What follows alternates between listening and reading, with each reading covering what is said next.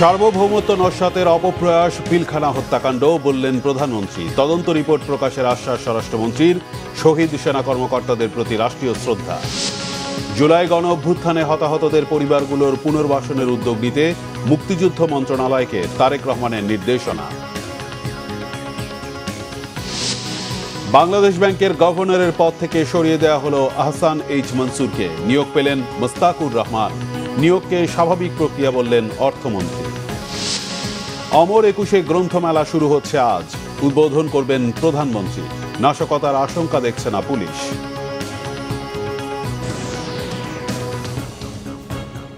দেখছিলেন crown cement সংবাদ শিরোনাম। এবার বিস্তারিত। প্রধানমন্ত্রী তারেক রহমান বলেছেন, পিলখানার মর্মান্তিক ঘটনা বাংলাদেশের সার্বভৌমত্ব নস্যাতের অপপ্রয়াস। পিলখানার ঘটনার পরিক্রমায় জাতীয় নিরাপত্তা কাঠামোর দুর্বলতা ফুটে ওঠে বলেও জানান তিনি। বহির্বিশ্বের সাথে তাল মিলিয়ে জাতীয় নিরাপত্তা কাঠামোকে আরও আধুনিক, সময়োপযোগী ও শক্তিশালী করার কথা বলেন প্রধানমন্ত্রী। এদিকে পিলখানার তদন্ত কমিশনের রিপোর্টের প্রকাশযোগ্য অংশ জনসম্মুখে তুলে ধরা হবে বলে জানান স্বরাষ্ট্রমন্ত্রী সালাউদ্দিন আহমদ। রিপোর্ট করছেন সিকান্দার রেহমান। 2009 সালের বিভীষিকাময় ঘটনায় 57 জন মেধাবী ও দেশপ্রেমিক সেনা কর্মকর্তা সহ 74 জনের স্মরণে এই আয়োজন। অনুষ্ঠানে শহীদ সেনা পরিবারের সদস্যরা তাদের প্রিয়জন হারানোর বেদনা বিধুর অধ্যায়ের কথাগুলো বলছিলেন। গেজেটে 57 জনের নাম শহীদ আকারে প্রকাশের পাশাপাশি তদন্ত রিপোর্ট জনসম্মুখে আনার দাবি ছিল শহীদ পরিবারের সদস্যদের। গত 17 বছর আমরা বারবার আশা করেছি, বারবার আশাহত হয়েছি, কিন্তু এবার আর আশাহত হতে চাই না। আমরা মনে করি যে 95% কাজ শেষ, কেবলমাত্র 5% এই রিপোর্টের সকলকে যেন বিচারের আওতায় নিয়ে আসা হয়। বিডিআর হত্যাকাণ্ডর যারা মূল ষড়যন্ত্রকারী বা হত্যার নির্দেশদাতা, তাদের এ দেশের মাটিতে প্রসিকিউশনের আওতায় আনা হোক। পিলখানার হত্যাকাণ্ডকে ইতিহাসের নজিরবিহীন ঘটনা উল্লেখ করে শহীদ পরিবারের পাশে সবসময় থাকার অঙ্গীকার করেন সেনাপ্রধান। পিলখানার ঘটনার তদন্ত কমিশনের রিপোর্ট জনসম্মুখে প্রকাশের কথা জানান স্বরাষ্ট্রমন্ত্রী। আমাদের জাতীয় জীবনে যেন 2009 সালের 25 ফেব্রুয়ারির মতো কোনো ঘটনা পুনরাবৃত্তি না হয়, এজন্য আমরা বদ্ধপরিকর এবং আমরা সকলে ঐক্যবদ্ধ হয়ে একটি সমৃদ্ধ বাংলাদেশ গঠনে কার্যকরী ভূমিকা পালন করব ইনশাআল্লাহ। রাজনৈতিক সংগঠন হিসেবে আওয়ামী লীগের শীর্ষ নেতৃত্বরাই এই ষড়যন্ত্রের সাথে লিপ্ত ছিল। কমিশনের রিপোর্ট দেশের স্বাধীনতা ও সার্বভৌমত্ব বিরোধী এহেন কাজের জন্য দল হিসেবে আওয়ামী লীগের বিরুদ্ধে আইনানুগ ব্যবস্থা গ্রহণ করতে হবে। হত্যাকারীদের সমর্থনে মিছিল করা থেকে শুরু করে তাদের খাদ্য সরবরাহ করা এবং পালানোর কাজে সহায়তাকারী আওয়ামী লীগের কর্মীবৃন্দ সবাই ষড়যন্ত্রকারী ও হত্যাকারীদের পরিকল্পনা বাস্তবায়নে সকল প্রকার সহায়তা প্রদান করেছে। প্রধানমন্ত্রী তারেক রহমান জানান, পিলখানা হত্যাকাণ্ড ছিল দেশের সার্বভৌমত্ব নষ্ট করার অপপ্রয়াস। শহীদ সেনা পরিবারের সদস্যদের পাশে থাকার কথা বলেন প্রধানমন্ত্রী। পিলখানার এই মর্মান্তিক ঘটনা ছিল আমাদের সার্বভৌমত্বকে নস্যাৎ করার একটি অপপ্রয়াস। পিলখানার ঘটনার পরিক্রমায় আমাদের জাতীয় নিরাপত্তার কাঠামোর দুর্বলতা ফুটে উঠেছে।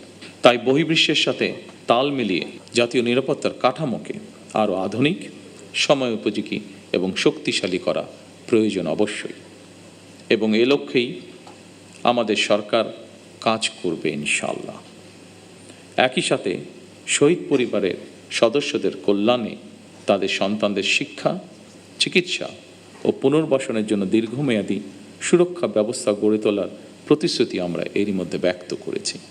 ইফতারের আগে শহীদদের জন্য দোয়া মোনাজাত করা হয়। সিকান্দার রেহমান, বাংলা ভিশন, ঢাকা। এর আগে বুধবার সকালে জাতীয় শহীদ সেনা কর্মকর্তা দিবস উপলক্ষে বনানী সামরিক কবরস্থানে পিলখানায় হত্যাকাণ্ডের শিকার শহীদ সেনা কর্মকর্তাদের প্রতি ফুলেল শ্রদ্ধা জানিয়েছেন রাষ্ট্রপতি ও প্রধানমন্ত্রী। অশ্রুসিক্ত নয়নে শহীদ সেনা কর্মকর্তাদের স্মরণ করেছেন তাদের পরিবারের সদস্যরাও। আরও জানাচ্ছেন জাহাঙ্গীর আকন্দ। 2009 সালের 25 ফেব্রুয়ারি পিলখানায় বিপথগামী বিডিআর সদস্যরা হত্যা করে দেশপ্রেমিক সেনাবাহিনীর চৌকর 57 অফিসার সহ 74 জনকে। 2024 সালে দেশ ফেসিবাদ মুক্ত হওয়ার পর দিনটিকে শহীদ সেনা দিবস হিসেবে পালন করা হচ্ছে। জাতির ইতিহাসে এ নারকীয় হত্যাকাণ্ডের দিনটিতে শহীদ সেনা কর্মকর্তাদের প্রতি শ্রদ্ধা জানাতে বনানী সামরিক কবরস্থানে আসেন রাষ্ট্রপতি মোহাম্মদ শাহাবুদ্দিন এবং প্রধানমন্ত্রী তারেক রহমান। পবিত্র কোরআন তেলাওয়াতের মধ্য দিয়ে শুরু হয় রাষ্ট্রীয় আনুষ্ঠানিকতা। প্রথমে রাষ্ট্রপতি মোহাম্মদ শাহাবুদ্দিন সেনা কর্মকর্তাদের প্রতি ফুলেল শ্রদ্ধা জানান। এ সময় কিছুক্ষণ নীরবে দাঁড়িয়ে থাকেন রাষ্ট্রপতি। পরে শহীদ সেনা কর্মকর্তাদের প্রতি শ্রদ্ধা জানান প্রধানমন্ত্রী তারেক রহমান। এ সময় কিছুক্ষণ নীরবে দাঁড়িয়ে থাকেন প্রধানমন্ত্রী। শহীদ সেনা কর্মকর্তাদের প্রতি শ্রদ্ধা জানান 3 বাহিনীর প্রধান। এ সময় শহীদদের স্মরণে 1 মিনিট নীরবতা পালন করা হয়। শহীদদের আত্মার মাগফিরাত এবং দেশ ও জাতির শান্তি কামনায় মোনাজাত করা হয়। পরে শ্রদ্ধা নিবেদন করেন এলজিআরডি মন্ত্রী মির্জা ফখরুল ইসলাম আলমগীর, স্বরাষ্ট্রমন্ত্রী সালাউদ্দিন আহমেদ, বিজিবির ডিজি, স্বরাষ্ট্র মন্ত্রণালয়ের সচিব এবং শহীদ সেনা কর্মকর্তা পরিবারের সদস্যরা। পরে সাংবাদিকদের এলজিআরডি মন্ত্রী মির্জা ফখরুল ইসলাম আলমগীর বলেন, দেশের মেরুদণ্ড ভেঙে দিতেই ষড়যন্ত্রকারীরা পিলখানায় নারকীয় হত্যাকাণ্ড ঘটিয়েছে।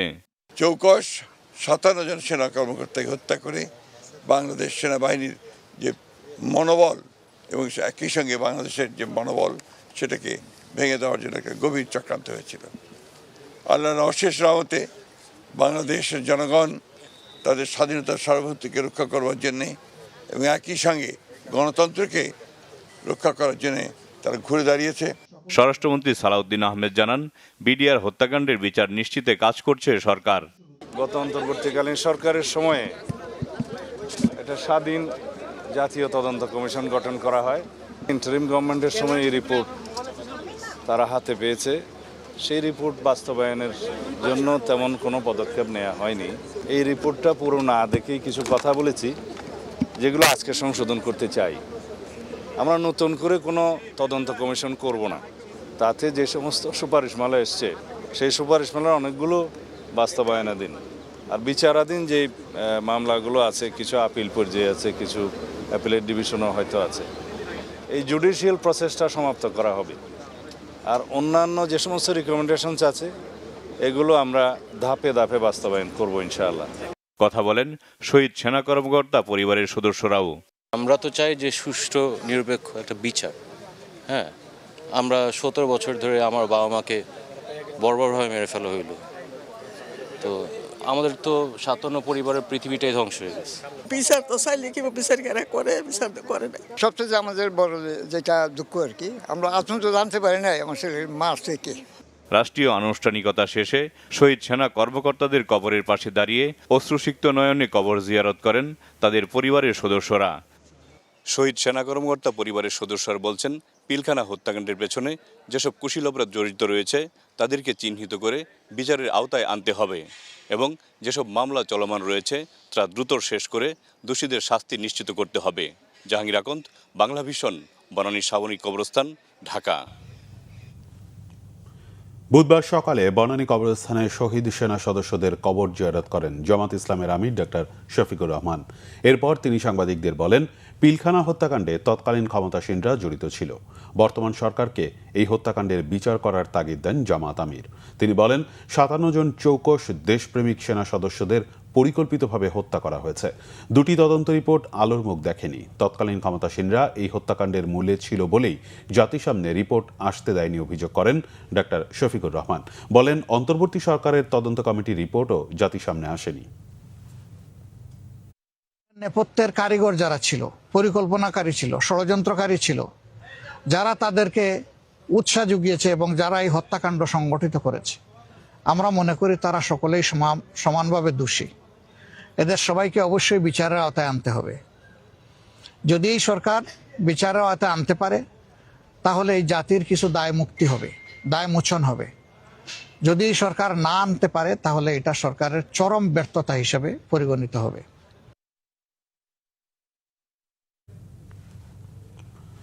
জুলাই গণ অভ্যুত্থানে আহতদের চিকিৎসা এবং শহীদ পরিবারগুলোর পুনর্বাসনের উদ্যোগ নিতে নির্দেশ দিয়েছেন প্রধানমন্ত্রী তারেক রহমান।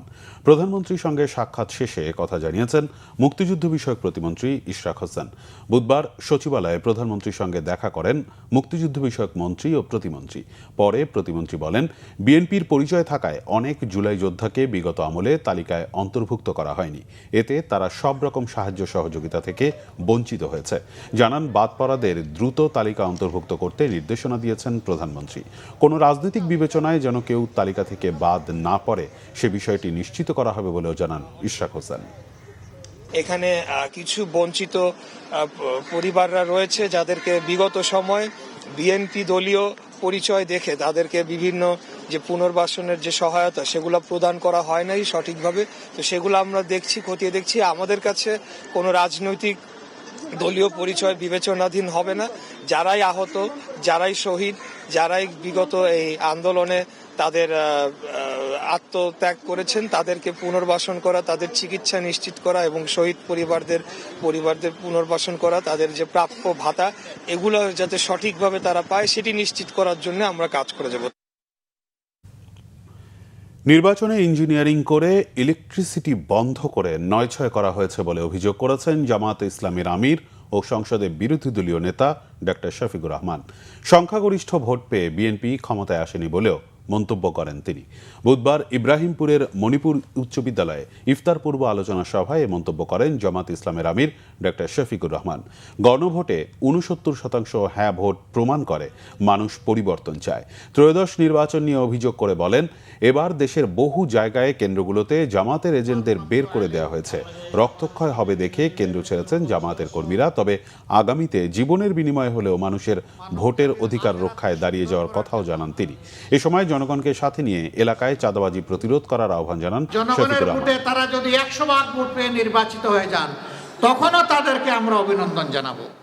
কিন্তু ইঞ্জিনিয়ারিং করে, কায়দা করে কারেন্ট বন্ধ করে দেওয়া হয়েছে, 900 করা হয়েছে। আমরা এগুলো আর দেখতে চাই না।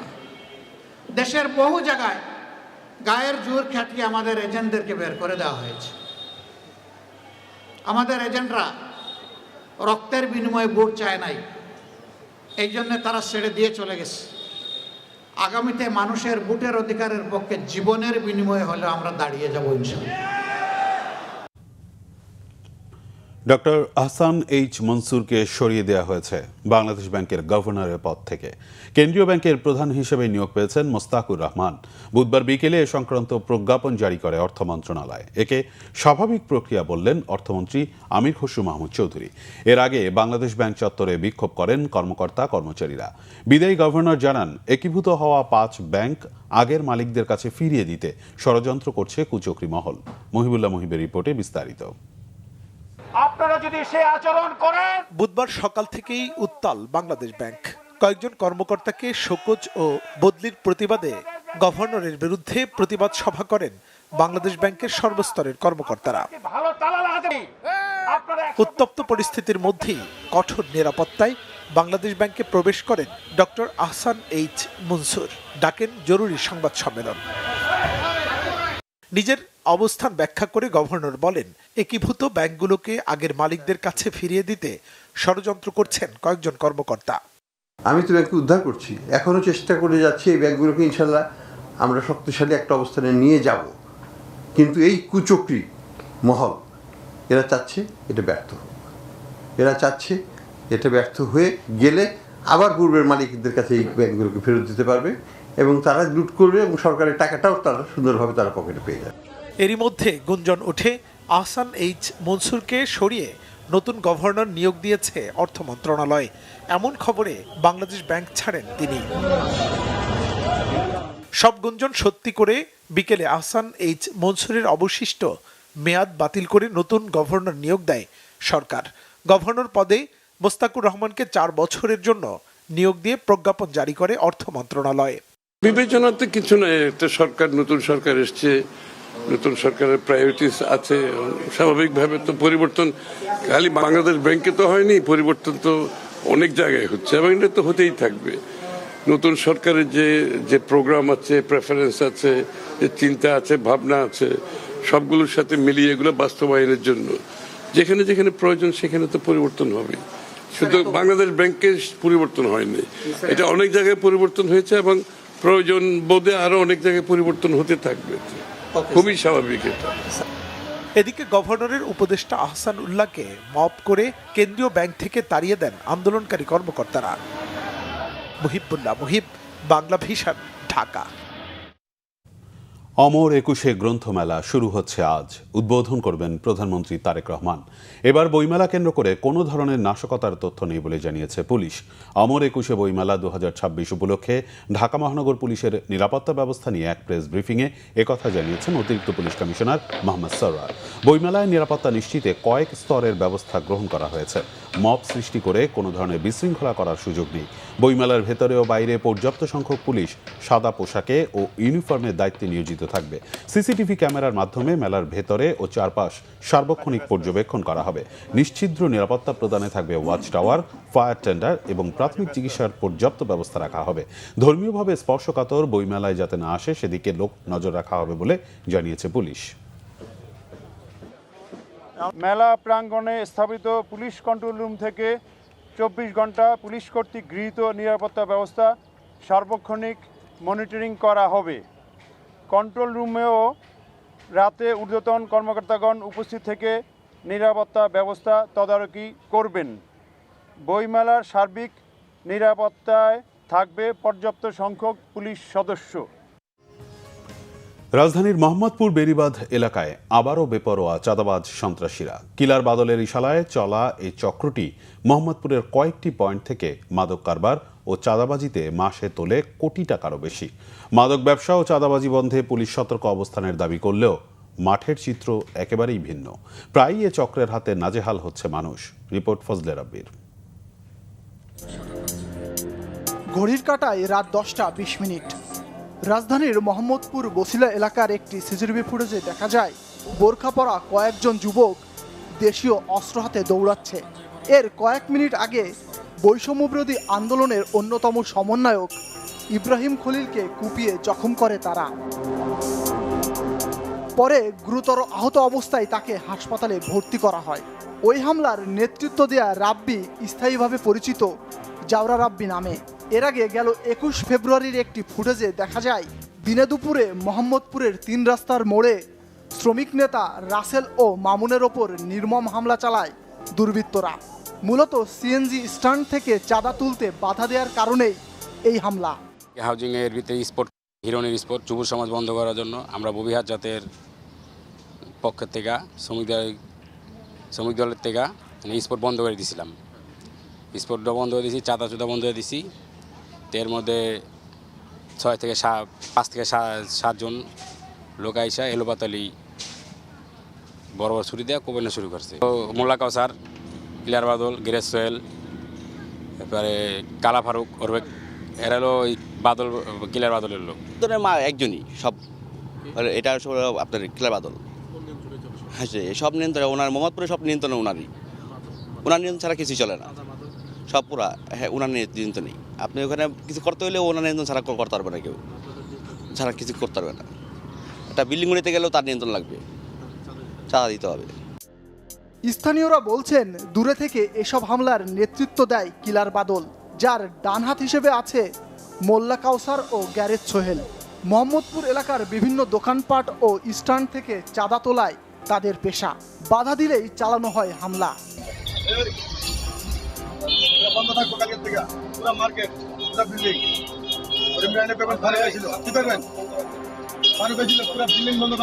গেল 19 ফেব্রুয়ারি গ্যাস সিলিন্ডারের দোকান থেকে চাঁদা দাবি করা কালা ফারুকু এই গ্রুপের সদস্য। পুলিশের দাবি চাঁদাবাজি বন্ধে মাঠে সতর্ক অবস্থায় তারা। একটি গ্রুপের আমরা নাম পেয়েছি, তো একটি নাম আমাদের কাছে বেশি আসছে, সেটা জাওরা রাব্বি। তো জাওরা রাব্বির অধীনস্থ আরও কিছু তার সাঙ্গপাঙ্গ রয়েছে, তাদের নাম আমরা পেয়েছি। আপাতত আমরা তদন্তের স্বার্থে সেটি বলছি না। তো এই জাওরা রাব্বির ওপরে কারা রয়েছে, তার হ্যান্ডস কারা রয়েছে, আমরা সবাইকে আইনের আওতায় আনার জন্য চেষ্টা করে যাচ্ছি। ক্ষমতাধরদের আশকারাতেই মোহাম্মদপুর সহ রাজধানীর বিভিন্ন পয়েন্টে দাপিয়ে বেড়াচ্ছেন এই চাঁদাবাজরা। ফজলে রাব্বি, বাংলা ভিশন, ঢাকা। ভোক্তা অধিকার যখন ইচ্ছা তখনই অভিযানে নামতে পারবে বলেছেন মুক্তিযুদ্ধ বিষয়ক প্রতিমন্ত্রী ইশরাক হোসেন। বুধবার দুপুরে জাতীয় ভোক্তা অধিকার সংরক্ষণ অধিদপ্তরের কর্মকর্তাদের নিয়ে মৌলভীবাজার পাইকারি বাজার পরিদর্শন করে তিনি একথা বলেন। এ সময় তিনি চকবাজার থানাধীন এলাকার বিভিন্ন দোকানে যান। ব্যবসায়ীরা হয়রানির শিকার হন কিনা তা জানতে চান মন্ত্রী। বিভিন্ন পাইকারি দোকানে মসুর ডাল, ছোলা ও মশলা সহ একাধিক পণ্যের দাম পর্যবেক্ষণের পাশাপাশি মান নিশ্চিতে জোর দেন তিনি। বিশেষ করে রমজানে পণ্যের দাম যেন সাধারণ মানুষের নাগালের বাইরে চলে না যায় সেদিকে খেয়াল রাখতে ব্যবসায়ীদের পরামর্শ দেন মন্ত্রী। এ সময় সরকারের জোরালো বার্তা দিয়ে ইশরাক হোসেন বলেন, কোনোভাবেই অতীতের মতো বাজার সিন্ডিকেটের মাধ্যমে বিভিন্ন পণ্য মজুত করে জনগণের পকেট যেন কাটতে না পারে, সেজন্যই মনিটরিং। সংবাদ শেষ করব ক্রাউন সিমেন্ট শিরোনামগুলো আরেকবার জানিয়ে। সার্বভৌমত্ব নস্যাতের অপপ্রয়াস পিলখানা হত্যাকাণ্ড, বললেন প্রধানমন্ত্রী। তদন্ত রিপোর্ট প্রকাশের আশ্বাস স্বরাষ্ট্রমন্ত্রী। শহীদ সেনা কর্মকর্তাদের প্রতি রাষ্ট্রীয় শ্রদ্ধা। জুলাই গণ অভ্যুত্থানে হতাহতদের পরিবারগুলোর পুনর্বাসনের উদ্যোগ নিতে মুক্তিযুদ্ধ মন্ত্রণালয়কে তারেক রহমানের নির্দেশনা। বাংলাদেশ ব্যাংকের গভর্নরের পদ থেকে সরিয়ে দেওয়া হলো আহসান এইচ মনসুরকে। নিয়োগ পেলেন মোস্তাকুর রহমান। নিয়োগকে স্বাভাবিক প্রক্রিয়া বললেন অর্থমন্ত্রী। অমর একুশে গ্রন্থমেলা শুরু হচ্ছে আজ। উদ্বোধন করবেন প্রধানমন্ত্রী। নাশকতার আশঙ্কা দেখছে না পুলিশ।